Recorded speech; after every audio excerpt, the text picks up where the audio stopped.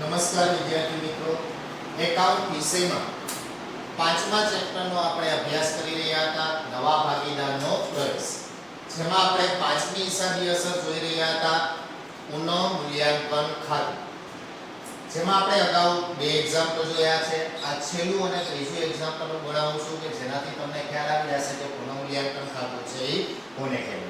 ઓલું અત્યારે જોવાની જરૂર નથી. છઠ્ઠી હિસાબી અસર છે આપણે આવો દાખલો ગણાવ્યા પછી એ વિગત સમજાવી દઈશું. અત્યારે આપણે ટેક્સ્ટબુકમાંથી જ દાખલાની રકમને ધ્યાનમાં રાખશું. ટેક્સ્ટબુકમાં દાખલો છે 11મો, પેજ નંબર આવશે 140. દાખલો 11, જેમાં આપણે આગળ અભ્યાસ કરીશું. રકમમાં જો દાખલાની મંજુ, પ્રભા અને મીના એક ભાગીદારી પેઢીના ભાગીદારો છે. તેમનું નફા નુકસાન ફાળવણીનું પ્રમાણ 5:3:2 છે. તેઓએ તેમની વચ્ચેનું નફા નુકસાન ફાળવણીનું પ્રમાણ બદલીને 3:2:1 કર્યું. બદલીને કર્યું એટલે કેવું પ્રમાણ હોય? નવું પ્રમાણ, જેને આપણે ક્યાં ધ્યાનમાં લેવાનું નથી. આપણે જે નફો કે ખોટ આવશે એ કયા પ્રમાણ મુજબ વેચવાની? જૂના પ્રમાણ મુજબ. તેઓએ તેમની પેઢીની મિલકતો અને દેવાનું પુનઃમૂલ્યાંકન કરવાનું નક્કી કર્યું છે. નીચે આપેલ માહિતી પરથી પેઢીના ચોપડે પુનઃમૂલ્યાંકન ખાતું તૈયાર કરો અને પુનઃમૂલ્યાંકન બાદનું પાકું સરવૈયું, જે આપણે તૈયાર કરવાનું નથી. આપણે માત્ર શું તૈયાર કરવાનું? એમાંથી પુનઃમૂલ્યાંકન ખાતું. નીચે તમને રકમમાં પાકું સરવૈયું આપેલું છે. આપણે પાકા સરવૈયા પછીની વિગતો જોતા જશું ક્રમમાં. પહેલી વિગત, જમીન મકાનની કિંમતમાં 25% નો વધારો કરવાનો છે. તો જો પાકા સરવૈયામાં તમને જમીન મકાન છે એ બંને સાથે આપેલ છે. એની કિંમત કેટલી આપેલ છે? જમીન મકાનની 1 લાખ. હવે અહીંયા કીધું તમને જમીન મકાનની કિંમતમાં શું કરવાનો છે? વધારો. કેટલો વધારો કરવાનો? 25%. કોના 25% કરવાના? આપેલી કિંમતના 1 લાખના 25%. કેટલા થશે? 25,000. તો આપણે જમીન મકાનની કિંમતમાં શું કરશું? વધારો. કેટલો વધારો? 25,000. જમીન મકાનની કિંમત વધે તો પેઢીને શું થશે? ફાયદો. ફાયદો થાય તો પુનઃમૂલ્યાંકન ખાતામાં જમા બાજુ વિગત છે, મિલકત છે, શું નામ લખવાનું? જમીન મકાન ખાતે. રકમ છે એ કેટલી આવશે? 25,000. ત્યાર પછીની બીજી વિગત, ફર્નિચરની કિંમત 10% થી ઘટાડવાની છે. તો અહીંયા જો તમને પાકા સરવૈયામાં ફર્નિચરની કિંમત આપેલ છે કેટલી? તો કે ફર્નિચર જો કેટલી કિંમત આપેલ છે પાકા સરવૈયામાં? ફર્નિચરની કિંમત કેટલી છે? 30,000. હવે શું કીધું? ફર્નિચરની કિંમત 10% થી શું કરવી? ઘટાડવી. 10%. કેટલા થશે? 30,000 ના 10%? 3,000. તો આપણે ફર્નિચરની કિંમતમાં શું કરવાનો? ઘટાડો. કેટલો ઘટાડો કરવાનો? 10% લેખે 3,000. ફર્નિચરની પેઢીની શું કહેવાય? મિલકત. ફર્નિચરની કિંમત ઘટી તો પેઢીને શું થશે? નુકસાન. નુકસાન થાય તો પુનઃમૂલ્યાંકન ખાતામાં કઈ બાજુ નોંધ થશે?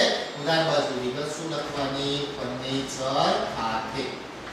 રકમ છે કેટલી આવશે? 3,000.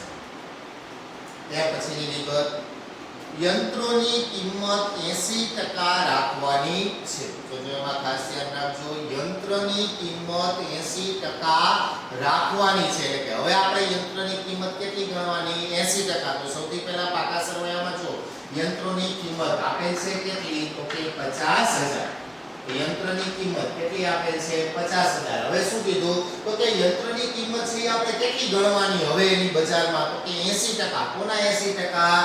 50,000 ના. 50,000 ના 80% કેટલા થશે? 40,000.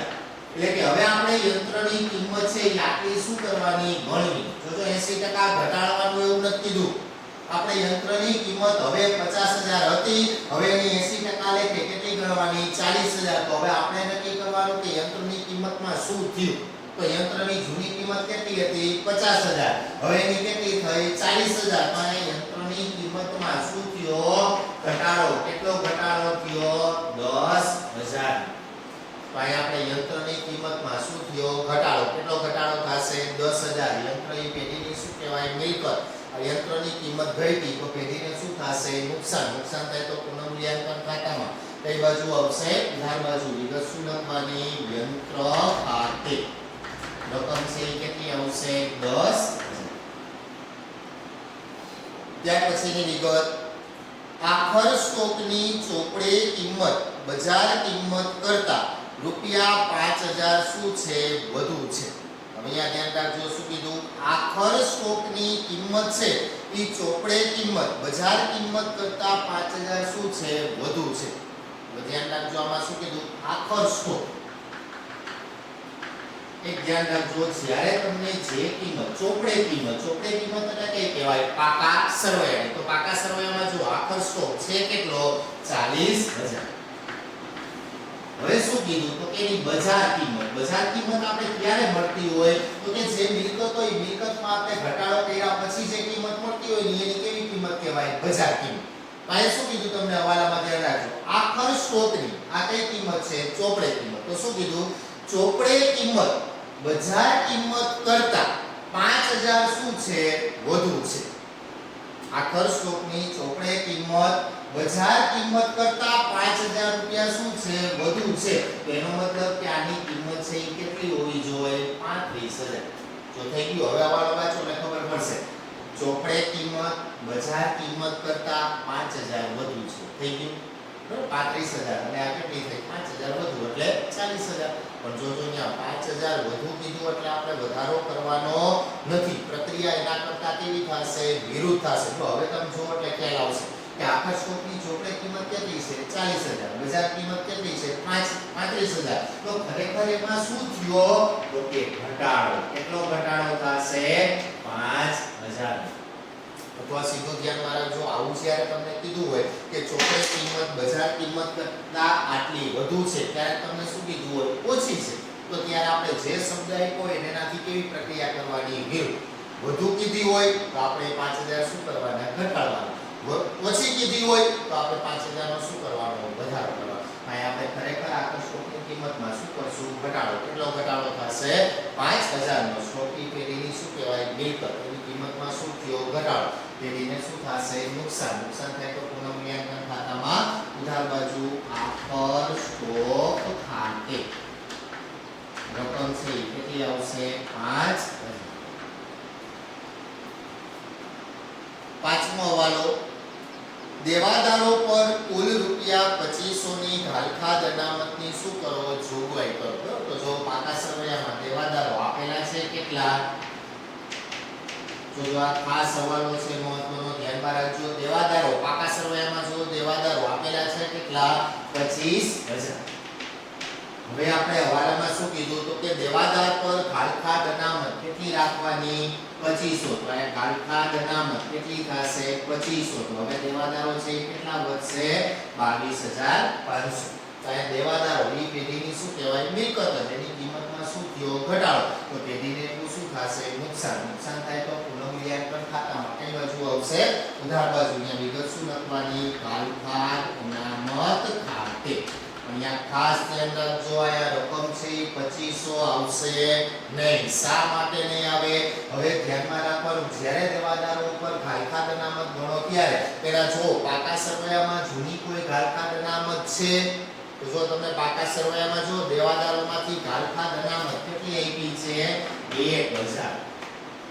એનો મતલબ કે જૂની હતી કેટલી તો કે 1000. હવે આપણે કેટલી ગણી 2500. તો એનો મતલબ કે આપણે 2500 નો વધારો નથી કર્યો.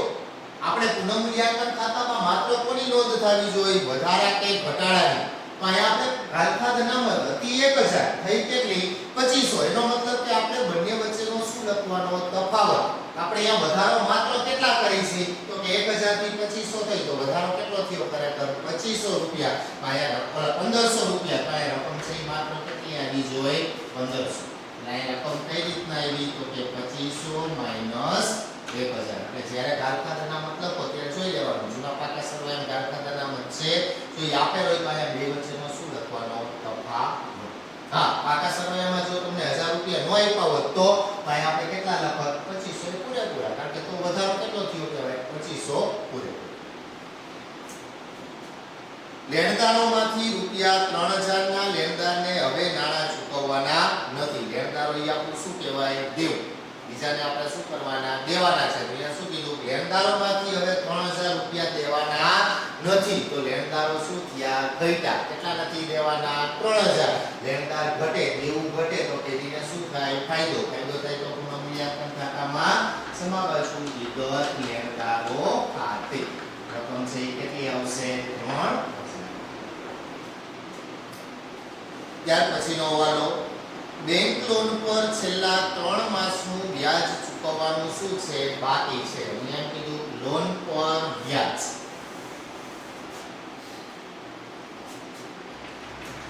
લોન પર વ્યાજ. રકમમાં જો તમને બેંક પાસેથી આપણે લોન લીધેલ છે. કેટલી લોન લીધેલી છે? મૂડી દેવા બાજુ તમને જો વિગત આપેલ છે. બિન ચાલુ દેવામાં 12% બેંક લોન કેટલી આપેલ છે? 30000. તો આપણે એ બેંકમાંથી લોન કેટલી લીધી છે? 30000. એને ગુણ્યા કેટલા ટકાની છે? 12%ની લોન છે. એનો મતલબ કે આપણે જે 30000 ની લોન લીધેલ છે એના ઉપર આપણે દર વર્ષે 12% લેખે શું આપવાનું? વ્યાજ. તો કરો 30000 ના 12% કેટલા થશે? 3600. 30000 ના 12% કેટલા થશે? 3600 રૂપિયા. પણ જોજો વિદ્યાર્થી મિત્રો, આ વ્યાજ છે કેટલા સમયનું આવશે? 12 માસનું. આપણે હવાલામાં કીધું કેટલા માસનું ચૂકવવાનું બાકી છે? તો કે છેલ્લા 3 માસનું. એમાંથી આપણે માત્ર કેટલા માસનું લેવાનું? 3 માસ લખો એટલે છેદમાં કુલ માસ કેટલા આવે? 12. હવે આના છેદ ઉડાડો એટલે 12 * 36 કેટલા રૂપિયા આવશે? 900 રૂપિયા. એનો મતલબ કે આપણે લોન પર વ્યાજ છે કેટલું ચૂકવવાનું બાકી? તો કે આખા વર્ષનું કેટલું થશે? 3600. એમાંથી 3 માસનું કેટલું બાકી રહેશે? 900 રૂપિયા. તો અહીં આપણે વ્યાજ ચૂકવવાનું બાકી કેટલું છે? 900. આપણે વ્યાજ ચૂકવવાનું છે તો પેઢીને એટલું શું થશે? નુકસાન. નુકસાન થાય તો પુનઃમૂલ્યાંકન ખાતામાં ઉધાર બાજુ લોન પર વ્યાજ કેટલા રૂપિયા? 900. પૂરી બધી વિગતો. આ શું તૈયાર થયું? પુનઃમૂલ્યાંકન ખાતું. બસ પુનઃમૂલ્યાંકન ખાતામાં આનાથી કઈ નવી કોઈ વિગતો આવશે નહીં. આ જ વિગતો આવશે કે જે તમારે વારંવાર દાખલાઓમાં બધી બાબતોનો ઉપયોગ કરવાનો થશે. આ દાખલો પણ સાથે મોઢે જ ગણજો એટલે તમને ખ્યાલ આવશે. પુનઃમૂલ્યાંકન ખાતામાં બધી વિગતો નોંધાઈ જાય એટલે પુનઃમૂલ્યાંકન ખાતું શું કરી દેવાનું? બંધ. જો એ બાજુનો સરવાળો વધુ થશે તો કે જમા બાજુનો. જમા બાજુનો ટોટલ કેટલો થશે? 28000. એને સામેની બાજુ લઈ જાવ. ઉધાર બાજુ ટોટલ કેટલો આવશે? 28000. એમાંથી ઉધાર બાજુની બધી વિગતો શું કરવાની? બાદ કરો એટલે તફાવત છે એ કેટલો આવશે? 7600. આ જે તફાવત આવશે એની રકમ આપણે ભાગીદારો વચ્ચે શું કરી દેવાની? વેચી દેવાની. રકમમાં જો ભાગીદારો કેટલા છે? 3. મંજુ, પ્રભા અને મીના. ત્રણેય ભાગીદારોને કયા પ્રમાણમાં વેચવાના? જૂના પ્રમાણમાં. જૂનું પ્રમાણ રકમમાં કેટલું આપેલ છે? 5/3/2. તો 5 ભાગે મંજુના ભાગે રકમ કેટલી આવશે? 3800 રૂપિયા. પ્રભાના ભાગે રકમ છે કેટલી આવશે? 2280. અને મીનાના ભાગે 1520. આ પ્રમાણે ભાગીદારો વચ્ચે નફાની રકમ શું કરી દેવાની? એટલે આપણે 5મી હિસાબી અસર જોઈએ. આના હું સાથે તમને એક્ઝામ્પલ આપીશ કે જે તમારે જાતે ગણવાના થશે. પણ આ જે 5મી હિસાબી અસરમાં આપણે જોવાનું શું હતું કે પુનઃમૂલ્યાંકન ખાતું છે એ કઈ રીતના તૈયાર થાય. અહીંયા 5મી હિસાબી અસર આપણી પૂરી. અને હવે સૌથી છેલ્લી હિસાબી અસર એટલે કે 6ઠી હિસાબી અસર ભાગીદારોના મૂડીમાં ફેરફારની અસર. સાવ નાની અસર છે એટલા માટે હું સાથે સમજાવી દઉં છું એટલે એના માટે આપણે અલગથી લેક્ચર જોવાનો નથી. ભાગીદારોની મૂડીમાં ફેરફારની અસર. કારણ કે જ્યારે કોઈ પણ ચાલુ ભાગીદારી પેઢીમાં નવા ભાગીદારનો પ્રવેશ થશે ત્યારે ભાગીદારોની મૂડીમાં છે એ શું થશે? ફેરફાર થશે. કારણ કે નવો ભાગીદાર છે એ પેઢીમાં કંઈક મૂડી પેટે રકમ શું કરતો હોય? લઈ આવતો હોય. આપણે અગાઉ પણ જોઈ ગયા નવો ભાગીદાર પેઢીમાં 2 રકમ ફરજિયાત લઈ આવવી પડે. એક પાઘડી પેટે અને એક શેના પેટે આવશે? મૂડી પેટે. જે તમારે દરેક દાખલામાં 2 વિગતોનો તો અસર આપવાની જ રહેશે. પાઘડીની અસર અને કોની અસર હશે? મૂડીની અસર. તો નવો ભાગીદારના પ્રવેશ સમયે નવો ભાગીદાર પેઢીમાં મિલકતોમાં ભાગ મેળવવા માટે મૂડી પેટે અમુક રકમ શું કરતો હોય? લઈ આવતો હોય. જેની હિસાબી અસર છે એ નીચે મુજબ થશે. પણ આ મૂડીની હિસાબી અસર સરળ છે એટલા માટે કારણ કે દરેક દાખલામાં છે મૂડીની હિસાબી અસર કેવી થશે? એક જ સરખી, એક જ અસર. પાઘડીમાં આપણે જોયું કે જુદી જુદી એની હિસાબી અસરો થતી હોય પણ મૂડી પેટે જે રકમ લઈ આવશે એ રકમ નવો ભાગીદાર હંમેશા શેમાં લઈ આવતો હશે? રોકડમાં. જ્યારે નવો ભાગીદાર પેઢીમાં પ્રવેશ થશે ત્યારે મૂડી પેટે જે રકમ લઈ આવશે ને હંમેશા શેમાં લઈ આવશે? રોકડમાં. હવે રોકડમાં રકમ લઈ આવશે પેઢીમાં, તો પેઢીમાં એટલી રોકડ શું થાય? આવે. તો એની હિસાબી અસર એટલે કે એની આમનો શું થશે? તો કે રોકડ ખાતે ઉધાર. કોણ લઈ આવે છે? તો કે નવો ભાગીદાર. તો તે નવા ભાગીદારના મૂડી ખાતે બસ આ એની એક આમનો દાખલા યાદ રાખવાની. તમને રકમમાં આપણે દાખલાઓ ભણશું હવે ત્યારે તમને ખ્યાલ આવશે. ત્યારે તમને કીધું નવો ભાગીદાર મૂડી પેટે આટલી રકમ લઈ આવે છે, તો મૂડી પેટે રોકડ આવે છે એટલે રોકડ ખાતે ઉધાર. કોણ લઈ આવે છે? નવો ભાગીદાર. એટલે નવા ભાગીદારના મૂડી ખાતે. અહીંયા આપણી 6 એ 6 હિસાબી અસરો પૂરી. હવે આપણે આ ચેપ્ટરમાં જે જોવાનું આવશે એ 8 માર્કના શું આવશે? દાખલા આવશે સીધા, કે જે તમને 8 માર્કમાં પરીક્ષામાં શું થશે? પૂછાશે આ ચેપ્ટરમાં. બરાબર. આ 6 એ 6 હિસાબી અસરને ખાસ ધ્યાનમાં લેજો. આ 6 એ 6 હિસાબી અસર સમજાશે તો જ તમને દાખલાઓ સમજાશે, નહીં તો દાખલાઓમાં કાંઈ ખબર પડશે નહીં. નમસ્કાર વિદ્યાર્થી મિત્રો, છેલ્લે 2 સેકન્ડ રાખીશ. સ્ક્રીનશોટ પાડી લેજો તો તમે લખવાના 6 હિસાબી અસરમાં કાંઈ પ્રોબ્લેમ થાય